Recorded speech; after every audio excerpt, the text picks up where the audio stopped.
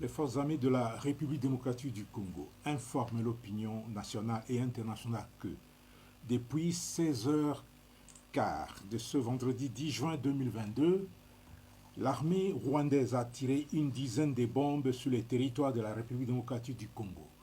Ces bombes, tirées par un canon à longue portée à plus de 22 km à partir du territoire rwandais, ont explosé à Biruma et à Kabaya, localités situées dans le groupement de Kisigari, chefferie de Boucha, en territoire de Rutshuru, respectivement à 5 km et demi et à 1 km et demi à l'est de Rumangabo.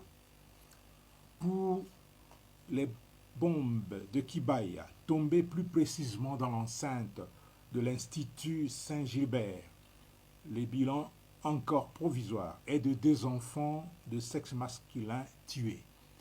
Il s'agit de Ishaka Mapenzi, âgé de 7 ans, et de Jérémy Nziuvira, âgé de 6 ans. Un autre garçon, dont l'identité n'est pas encore précisée, a été blessé et est admis dans un centre hospitalier de la place.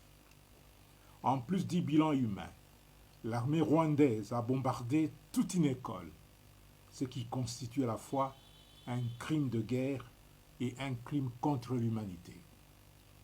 Rappelons que c'est à Biruma où 2 militaires des forces de défense du Rwanda, RDF, ont été dernièrement capturés le 28 mai 2022 par les forces de défense et de sécurité avec l'appui de la population qui résiste à l'agression de notre pays par le Rwanda.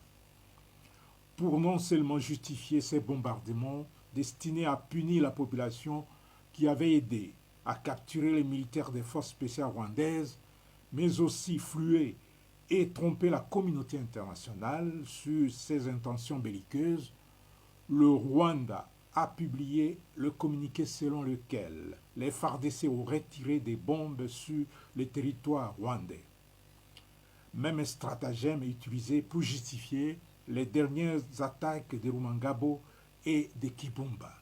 Habitué à sacrifier ses propres populations, le Rwanda, pour se victimiser et trouver les mobiles pour agresser la RDC, n'a jamais hésité de bombarder son propre territoire pour ensuite tirer des bombes sur le sol congolais.